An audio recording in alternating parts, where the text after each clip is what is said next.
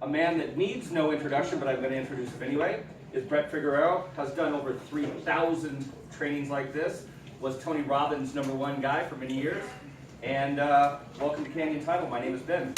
Come on up. Great. Awesome. Very nice. Very nice. Good morning, everyone. Good morning. Awesome. I guess I'll start over. Good morning, everyone. Good morning. There we go. Great. Thanks, Ben, for the great introduction. And my name is Brett Figueroa. It's a great pleasure to be with each of you here this morning.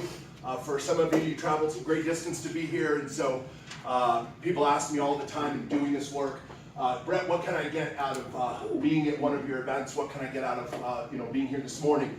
And my response is just like anything in life, whatever you give to it. So if you come here this morning and you've dropped all your plans that you've got going on here on a Monday morning, first of all, I want to give you a huge amount of appreciation and respect for that decision. Because in our society, we live in a very busy society. So again, my name is Brett Figueroa, and I had the fortunate pleasure of traveling the country with motivational speaker Tony Robbins for quite a few years. How many of you are familiar with Tony Robbins? Kind of, sort of, just, I've been around the scene for a little while. Where are most of you familiar with Tony from? Where are most of you familiar with Tony from? Mastermind, television, tapes, infomercials, movies. Hey, guy's been around for quite. Tony Rother is on a book right there. That's awesome. So I got to travel the country quite extensively. I was actually, as I was traveling on the road 48 weeks out of the year, and moved 25 times in 5 years. And had the fortunate pleasure of traveling and training over 3,000 different companies from the West Coast to the East Coast. So I live here in Denver. Most of the work that I do is outside of Denver. I live here, and so because of my great relationship with Canyon Title and many of you in this room, I wanted to come in this morning and share a message, because I believe that we never know what day that message is going to come through. Today is that yesterday you thought about, you said tomorrow. Remember that? What you said tomorrow? I'm going to start tomorrow. Remember that one, right? I'll start tomorrow. I'll start the gym tomorrow. I'll start prospecting tomorrow. I'll start whatever it is. Well, it's here. Welcome. So there's no more waiting. There's no more of that type of stuff. I just want to just quickly drop in here with you and first of all get comfortable and get out of this hot jacket. But why are some of you here this morning? What drove you to come as far as for some of you came from Loveland, Colorado Springs? What'd you come here this morning in intentions to get? Get re-energized. To get re-energized, sure. Right? You want to get re-energized? So we'll do some push-ups here in a little while, man. I can lead the way with some push-ups, and somebody else will give us some jumping jacks, and we'll get all energized again, right? What else? So re-energized, or what else? Come here again. Focus. Innovative points home to put into practice. Take some innovative points home, right? Yeah. Put them into practice, right? What else is somebody here for? Get points, get re-energized. Stronger motivation. Stronger motivation, sure. Some are here to get away from the office. Some are here to get away from prospecting. Some are here to get away from their spouse, right? Really, like, oh, there's an event, it's in the morning, it's across town and I'm there, right? Anything to get out of many of the things that we put on our plate to do, we're great at that. And so I want to, first of all, share with you, I want to, again, congratulate you and acknowledge you for being here this morning, getting in your car. It's never easy with the busy demands that we have. So my outcome this morning is to share some simple ideas, some simple strategies that I've picked up across in working with over 3,000 different companies. But before I do that, I want to share a little bit about my story and how I got started, because people ask me all the time, how do you get into this industry? How do you get into the motivational success type? How do you get into that? And as I let people know, it's usually out of one or two things. It's inspiration or desperation. And it's out of inspiration or desperation. And I'll go back a little bit of time, but for me it was very desperate. It was, how do I make my life work? How do I turn this thing, right side up? And how do I get after it and go for it? And so my belief is this, though. Here's my belief as I'm here with you this morning, is that my belief is that you're a sharp group. You've been around, for many of you, you've been around the block a while. You've been doing this business for quite some time. How many years have you been doing the business, man? Just out of curiosity. 18 years, right? So you're no young chicken just dropped into the business. You're young, you're young. I don't want to break rapport right out of the gate. He called me old, I said I wasn't energized. I mean, it was unbelievable, right? So, yeah, but my belief is you've been to the seminars, you've read the books, you've listened to the audio cassettes, you know, or CDs, that's audio cassettes, right?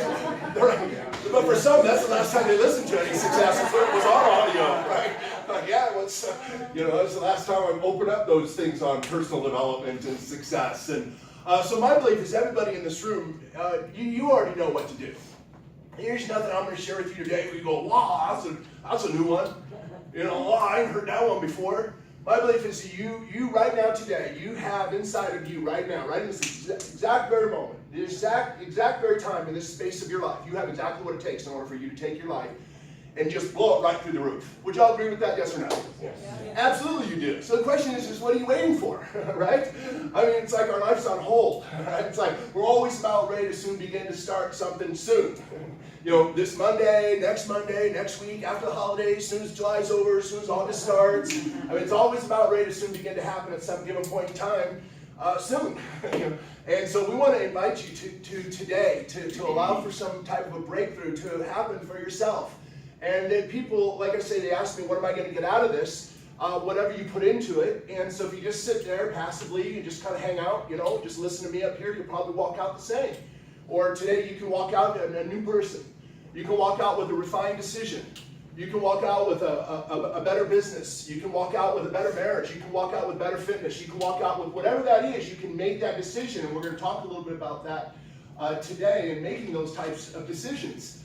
But before we get into that, I'm going to kind of go back into my story and where I got started at in this industry. I'm not originally from Colorado. I'm originally from Northern California, in Sacramento area. Is that? No, not there. LA, Okay. California. Yeah, sure. California's awesome. And I grew up in California, and I went to high school and all that kind of fun stuff. But I recognized that I was at a certain point in my life, at about 18 years old, that I had a whole bunch of misfit friends. Anybody have any friends like that, or did? Right? Got to have a whole bunch of misfit friends. Recognize if you stayed around those friends much longer, you'll probably either be dead or broke or something. Right? The ones that bring you down, the ones that are caught up in bad junk and stuff. So at 19 years old, when I recognized that my life was about ready to go south, I ordered a Greyhound bus with 50 borrowed dollars, and I headed out of town. And to this day, I just turned 50 at the end of May, and I don't spend much time going back and revisiting the past. I just decided to jump on that Greyhound board. So I headed on that Greyhound board at 19 years old with 50 borrowed dollars to take on my life. And I drove out 400 miles away and showed up in Southern California in Los Angeles. Is that where you're now from? That's okay. So that's where I spent many of my years. As my young years, and I was about 21 when I got my real estate license, and used to go and work at night at Realty World as I getting my license for the old Realty World. Are they still even around? Does anybody know? I think they Are they still around? I saw one of their cards or somebody's book or something like that. They're like, I've never heard of them. And anyways, so 21 years ago, or 25 or so years ago, that's where I started, was in the real estate industry. And but I struggled, I scrapped, you know, like maybe some of you in this room, you know, you kind of scrap, you work after it, and I had to find my passion. I had to really get connected to my passion. And when I recognized I wasn't really passionate about real estate, for me, it just wasn't my passion. For some, it's their passion. They live it, breathe it, sleep it, eat it. That's what they do. And I attended an event at about age 25 because my life was so upside down. Somebody recommended that I attend a particular program. It was in Southern California. It's a 3-day event. And the program was $500. I had $350. The event was, I had $500 to my name. The event was $395. And so it's like, where am I going to put those investment dollars? What am I going to do with those dollars? Do I take them and just, go buy whatever I'm going to buy with those dollars? Or do I go work at turning my life around? So I remember I showed up at this place in Southern California with my, little $395 paid by tuition. And I went through this training, and I swear it transformed my whole life. It transformed my whole life. It was unbelievable training. It transformed. It was 12-hour days. And I was really clear. I said, that man, what he's doing on stage, that's what I want to do with the rest of my life. I said, I could die a really happy dude, that if I can go along through life and help people, help them course correct throughout their life, then I'm a very happy dude. And so I came out of that training. I was really clear about what my new passion was in life, and that was going to be to help people with their lives. And but I didn't understand what the messenger was really doing. I was affected by what he was doing, but I didn't understand what he was doing. It was like the magician showing you their magic, but not showing you how they do their magic. And so I went off to go do that, and I scrapped and I struggled really hard.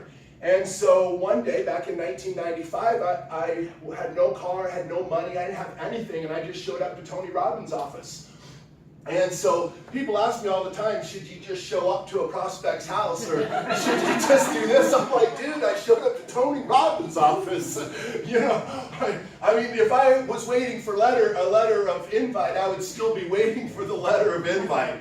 So it's just much easier when I don't get invited places. I usually just show up, you know. And so I wasn't being invited. I showed up, and Tony happened to be at the office that day. And so destiny was in place because he was there, I was there. He's never at the office. He's world renowned, as many of you know. He's all over everywhere. He doesn't hang out at the office. And so fate was it that day. And so I started with Tony's company back in 1995. And I started at the bottom of this company. I started at $7.50 an hour. And had some little spiff on top of that of $4, whatever I sold. And you know, it was scrap though. It was hard. It was hard work. It was, you know, starting at the very bottom in the boiler room. And I mean, ultimately, I started to increase my production and what have you, and they finally put me off into the streets as a trainer. So Tony has an elite group of trainers called FSRs. It's a group of about 8 of us that extensively traveled the country, and that's where we spent 48 weeks out of the year on the road, was as a team and traveling and speaking and all that kind of stuff. I was horrible. I was horrible. I was so horrible that within 2 weeks they brought me off to the side to fire me. Literally, they're like, somebody else is, you know, coming on board. They're better than you. And I'm in this gig for 2 weeks, and they bring me to the side to let me go. And they said, well, listen, because we were in San Francisco, they said, but we're heading to Los Angeles. And they said, you know, you're welcome to go, since that's where I originated from, you're welcome to go back. But we're not going to give you a car, we're not giving you housing, we're not giving you appointments. But if you want to sell for Tony, have at it, dude. And so I did, because I was so passionate. So I lived on my friend's boat. I'd make payphone calls, go use, you know, back in the old days when you had a pocket full of dimes and you grab, you know, you pull your car over and you got to get into a phone booth. And you know, and I had mine at the Ritz-Carlton. People would go to use it, and I'd be like, no, that's mine, because that's what I prospected. I'd have the big yellow phone books, and they were going to use my office. You can't use my office. So I'd go in there, and I'd bang calls, and I'd set appointments, and I would take the city transit to go run those appointments. And sometimes they were 2, 3, 4 hours away, and I would just do it on a city transit bus. But I was really committed. And I was committed, went really committed. And so we had dinner with Tony at the Magic Castle in Hollywood at the end of that cycle. And so we had dinner, and he goes, hey, dude, if you're willing to do what you did, you know, live on a boat, and, you know, I'm getting dressed in the showering room where everybody else is in flip-flops, and they're heading off on their boat for the day, and I'm ready to go seize the day, you know, getting my suit and tie, back when I had hair, I'd blow dry it back, you know, all that fun stuff. But I was committed, and so Tony's like, hey, dude, if you're willing to do what you just did there, you're a man from our heart. Come back on, we'll give you a car, get housing, get you appointments, man, you're in.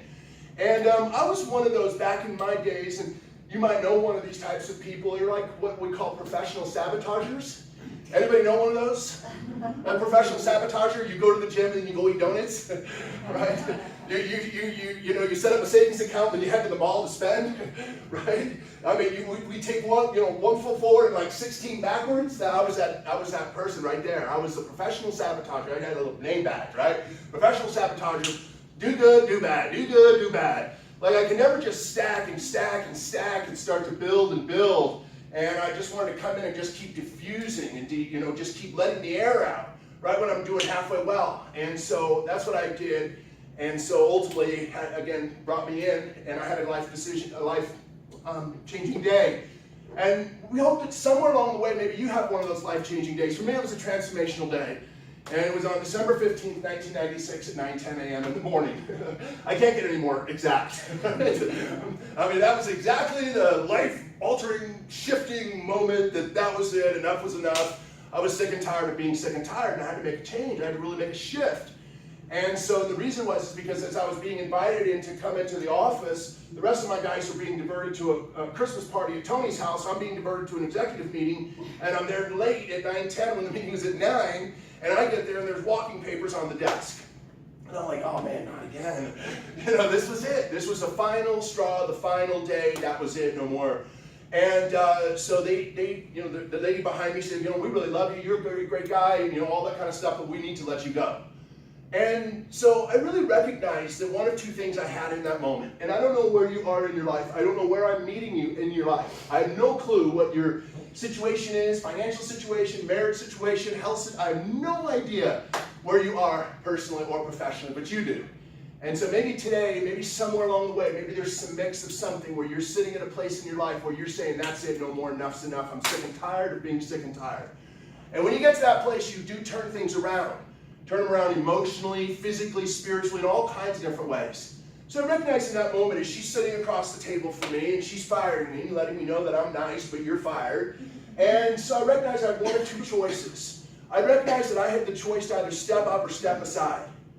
And I didn't choose to step aside because I recognize that this is my purpose, this is why I'm here, this is my destiny. I'll die doing this work. And maybe you as a real estate agent, maybe you'll die as a real estate agent. I hope a rich one. I hope one that is living your life to impact people, to make a difference with people, to do those types of things in such an awesome way because your income will skyrocket through the roof. But if you just do it for the money, then that's no game. It's about making a difference and a contribution. And so I recognize that's what I was there to do. And so I stood up and I took my 6'5" body and I jumped on her desk. I was like, my eyes were like, you know, and I was like, you can't fire me. You know, give me one more shot, give me one more this, give me one more that. I promise you, you know, I will break all records. I'll do whatever I need to do. And her eyes were like saucers and like, you know, looking up at me. And she was clear that I was committed. And she gave me that one last shot. She gave me that one last opportunity. And bless you. Thank you. And you're welcome. And so I recognized that there was that one last opportunity, you know, to really do something great. And I took it and I ran with it. And before you know it, I started taking my income really high and I started making like $5,000 a check and then $10,000 a check. And then my wife and I said, let's go do something crazy. So let's go do something crazy. She said, well, I don't know where you're at. Like I said, I don't know where you are in your finances. You're here in your business. You're here today to learn something you can take back into your life. And maybe it's for you to learn that you already have what it takes inside of you right this very minute. And that's what really I needed to really recognize too. And so I took it off. I said to my wife, I said, let's just do something incredible. Let's break rules and let's defy odds and let's do something great. So we ultimately did. We took our income to $10,000. We did it over $100,000. The very next check from one paycheck jumped from $10,000 to $100,000, just one jump, to freak everybody out in the company. Tony Robbins was like, oh my gosh, because nobody had ever seen anything like that. But what I recognized was this. I recognized that it wasn't that I had it inside of me already. I already had it inside of me. I needed to pull it out. I needed to pull it out. And I needed a company like Tony to be able to help me pull that out that was inside of me already. See, people ask me all the time, you know, how Brett, can I go out into the marketplace? We're going to talk a little bit definitely about this, about some of the elements that are so necessary to separate you from your competitors that are in the marketplace. And I love you more than your competitors. So it's like I say, I love my children, I love my neighbor's children, but I love my children better. So your competitors aren't here. Right? So you took the time, you took the energy to be here. So we want to make sure that you walk out of here. But my son, I was at one of the rec centers with my son not too long ago. And we go to the rec center, you know the outdoor swimming pools, they're pretty big pools, right? So I say to my son, I said, hey Grant, I said, you want to see me swim from this side of the pool to the other side of the pool? Underwater? Right? Just all the way across underwater. He looked at me, he said, Daddy, you can't do that. My favorite fan. He's like, you can't do that. I said, no, he said, Daddy, that's just too far. He said, you can't do that. And I was like, oh, okay. So I got down inside that pool. I took my big breath. I got under, and I wham, and I went for it. Started going for it. I got about halfway and came rising up. Literally, I'm just like, come on. I look at my son, of course, he's got a big smile. Right? Sucker, told you.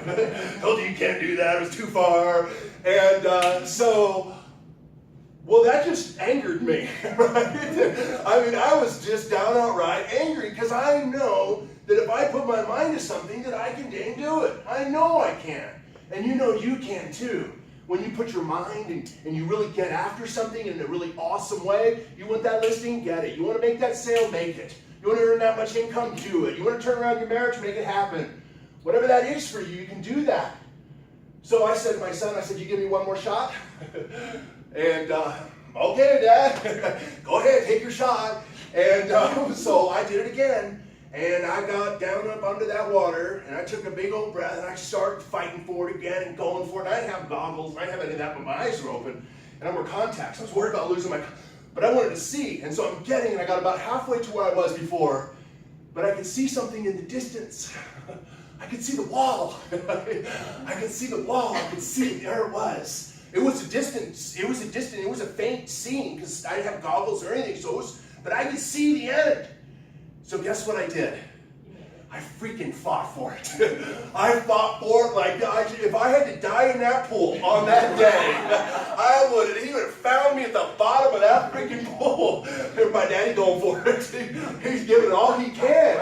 Every ounce to put on the mat, on the carpet. And so people, you say, well, Brett, my this isn't happening or that's not happening. That's because most of the time we're just not giving it enough. We're just not pushing through to that next level. We're not going into our intermental psyche when we get halfway to that place and say, dude, there's the wall, freaking go for it. Fight to the end of whatever that is. So wherever you are in your business, wherever you are in your own personal life, people ask me, how do I make that? You gotta really dig in. You gotta dig in. This is a psychological game. See, the majority of us in business spend the majority of our time majoring in the minors. Now, what do I mean by that? We focus on the things that matter least. We focus on the things that matter least. The majority of people in business spend the majority of their time studying skills. Most of you know more skills than you could possibly shake a stick at. But your psychology of how to use those skills, the psychology is 80%. Skills are only 20. And so most of the time people spend 80% of their time focusing again on the things that matter least, the skills. Give them more skills, give them more skills, give them more skills. Give yourself a better attitude. Give yourself more confidence, more certainty. You give yourself those ingredients, you separate yourself from your competitors.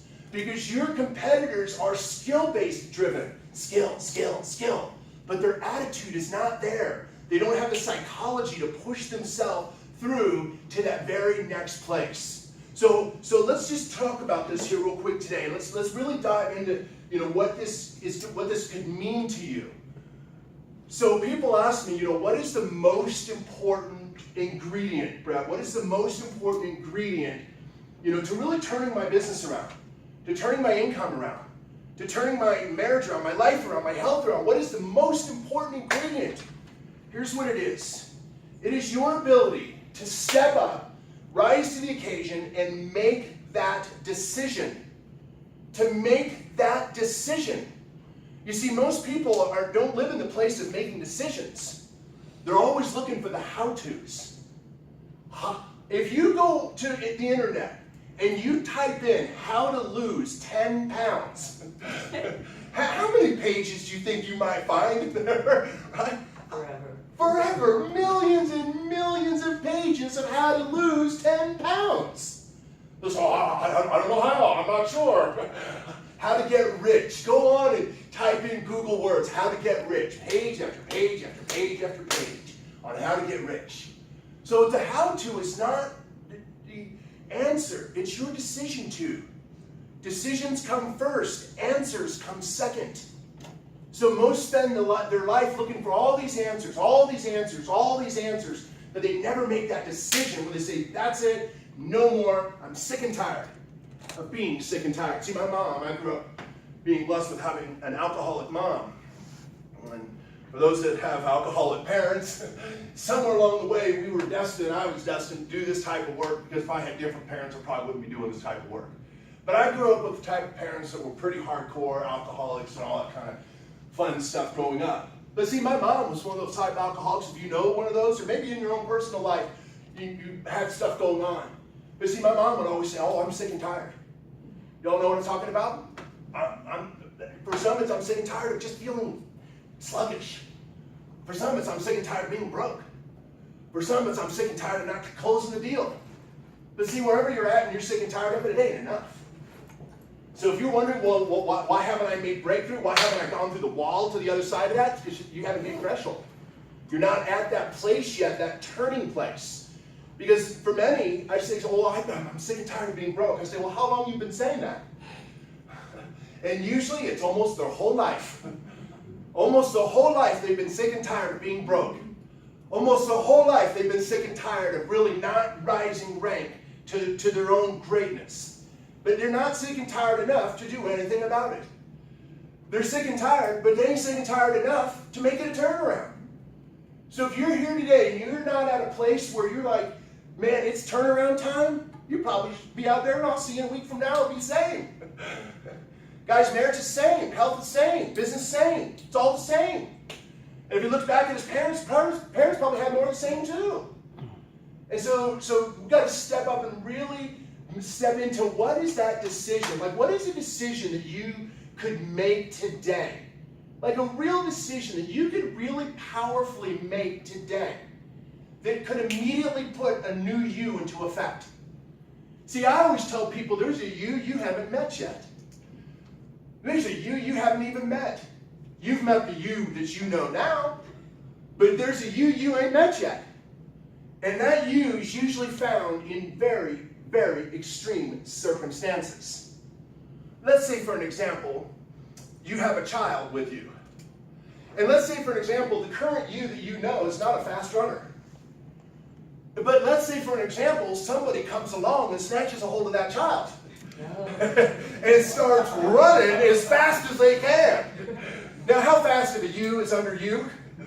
There's a whole different fast. You thought, man, that's all fast as I can run. There's a fast you ain't met. Until someone snatches your purse or snatches your child or snatches your listing. Right? Snatches that sale right out from underneath you, right? What is that decision that you could make today that could really, again, take you through that level of breakthrough? So what I'd like to do here today, for real quick here, is I'd like to do a couple of things. But first of all, we're going to need somebody here that's really committed to making some great things happen. So I'll take on that here in just a minute. But people ask me, again, what are the things, what are the elements, to make the biggest change and things of that nature? One is to make that decision. Step into that decision, have enough leverage to really see it through. If that decision is to quit smoking, stop. If that decision is to spend 10 pounds, go lose it. You focus on a listing you want, and you know it's an available option, decide to get that listing. Goes, how do we get the listing? Decide it's yours. Decide that is your listing. That is my listing. I will do whatever it takes. But here's the other thing you've got to really step into, and it's one of the hard things to do. And that's the ability to end our own story. To end our own story. Now, what do I mean by that? Well, see, we're professional storytellers. Really, we're professional storytellers. We're such professional storytellers, we even begin to believe our own stories. I mean, seriously, like I don't have time story. How many have that I don't have time story? You know that story? I don't have time. I let them know, well, you'd be dead. Seriously, life, death, time. That's all it's in between. So it's not that you don't have time, it's not a priority. We have plenty of time. But it's to really end that story. So what is the story that you're so attached to that's preventing you from taking your business to a whole new level? I don't have the time. I'm not educated enough. I don't have the confidence. I don't have that certainty. And I'm going to share with you before we head out of here today the winning ingredients that I promise you will close deals left and right. That will separate you, that allowed for me to go take from a $10,000 check to a $100,000 check in one paycheck jump. Tony Robbins brought me out to Fiji, got married at his home out there in Fiji, and we celebrated huge successes over at his place out there in Fiji because these are winning ingredients. This is not a skill that you spend on how do I close. but how do I win? How do I win? How do I take this thing inside of me and win at a whole new level? First thing, again, you got to do is make that decision. You got to end your story. So think about what your story is. So we started telling stories long time ago, long way back then. Really young, so we'll get good fast. We've got a bunch of toys, playing with the toys. Mom comes in. Why are the toys all messed up? Brother did it. Brother did it. We divert attention. Brother did it. That's the story. As we get older, our stories get even better. So where's the homework? Dog ate it. That's an old one, but I mean, seriously, why are you late? Well, traffic. It wasn't me. It was the window person at McDonald's. It's always someone else's fault.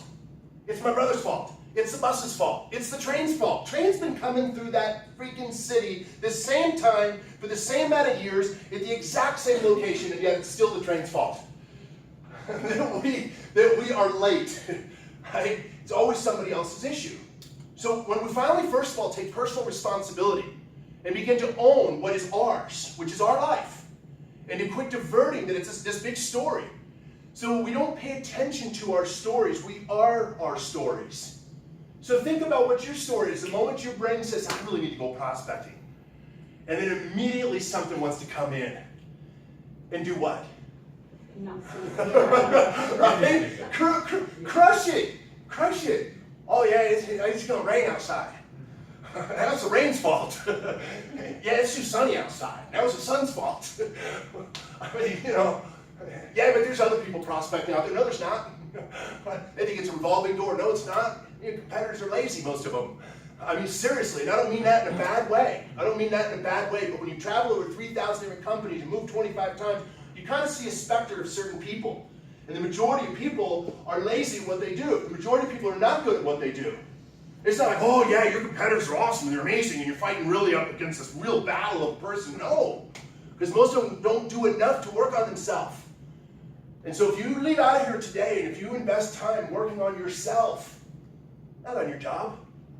You see, Jim Rohn, the great motivational speaker that Tony Robbins used to work for back in his early days, he has a great phrase, and it's one of my favorite ones.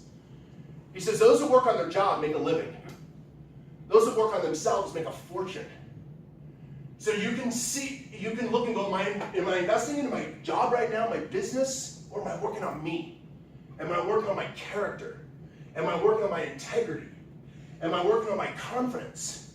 Am I working on the inner equities that if I begin to build those inner equities over time, I can have a mass fortune of wealth. The same way Warren Buffett has created a mass fortune of wealth by compounding interest. The 8th greatest wonder of the world, he calls it.